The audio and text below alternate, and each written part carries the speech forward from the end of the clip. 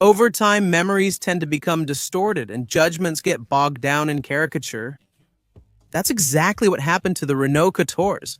This fairly well-designed compact still carries the reputation of an ugly duckling today.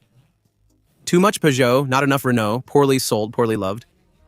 And then there was that advertisement from 1977, which could almost be considered marketing sabotage. Yet, contrary to what the legend says, the Renault 14 was not a complete failure. It had a more than respectable start. And if it didn't cross the symbolic mark of 1 million units, it wasn't because of its qualities, but rather because Renault eventually gave up on it. Let's break down a story that's not as dark as people think.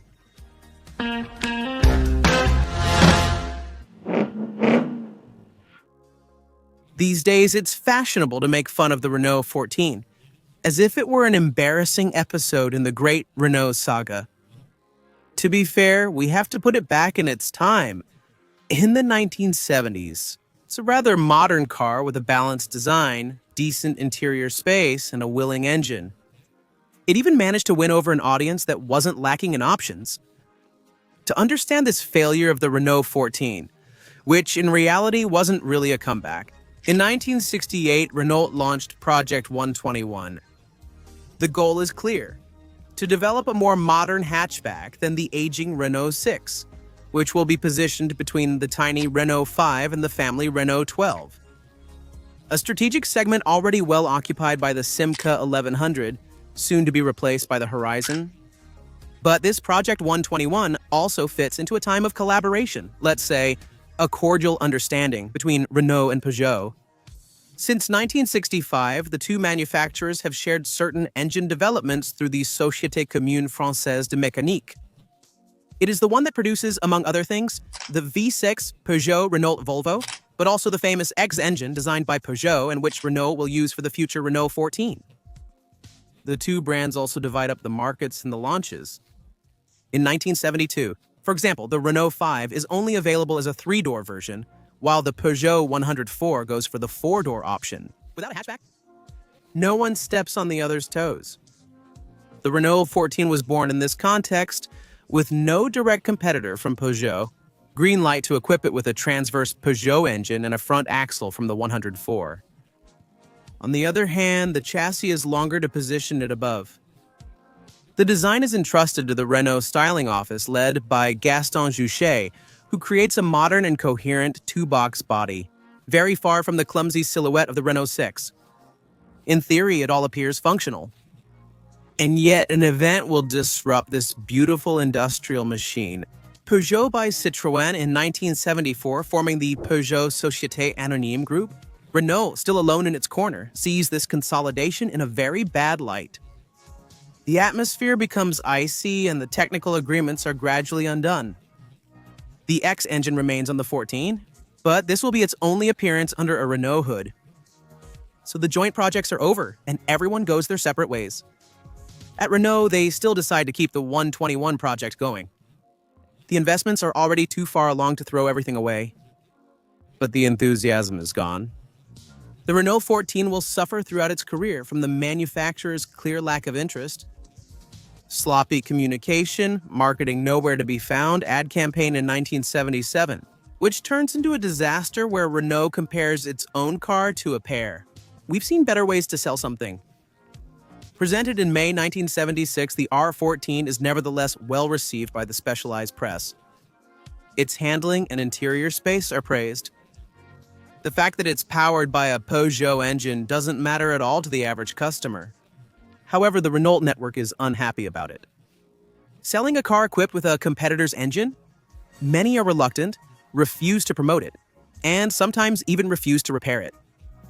Under these conditions, it's hard to make a splash. At its launch, the Renault Quatorze only offered this single engine, a 1,218cc transverse 4-cylinder, producing 57 horsepower. Enough for now, but not record-breaking. With a 4-speed gearbox and a lightweight 855 kg body, it reaches 143 km/h and shows a reasonable fuel consumption of 8.1 L 100 km. Two trims are available, a basic L version and a slightly more refined TL version. As for colors, we're right in the middle of the 70s trend. Orange, green, apple, brown, frosted. A real palette of Formica furniture. In 1977, the first full year, Renault produced 190,561 units. That's not bad at all, but the R14 has to fight on all fronts, including against its own sisters. The R6, despite expectations, is still available at reduced prices, attracting over 100,000 customers. The R16, for its part, continues to be a hit in its high-end versions. As a result, the R14 finds itself a bit caught in the middle. In 1978, the release of the R18 doesn't help matters. The entry-level model is priced the same as the R14 and offers a more prestigious image, the R14. It takes a hit. Only 144,357 cars sold that year. Renault responds timidly in 1979, with a very slight facelift and an expanded engine range. The Touring Sport version, with its engine boosted to 69 horsepower, arrives.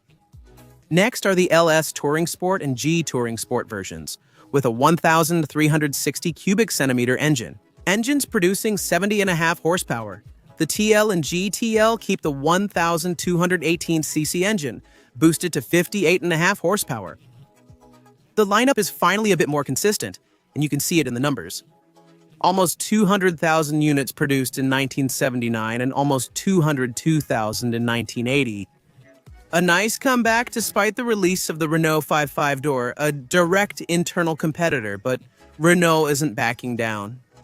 In 1981, the brand new R9 clearly steps on the toes of the 14 and is in the pipeline.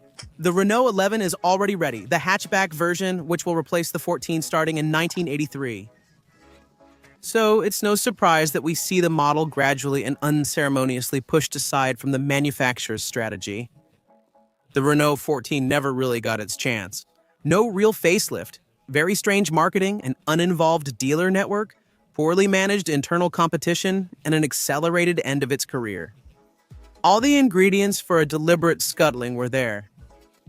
Yet it held on. With a shorter lifespan than the average of the time, it still managed to win people over.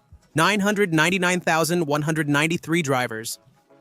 It would have deserved 100 million, but that milestone will never be reached. The last unit was assembled in May 1983 in Belgium.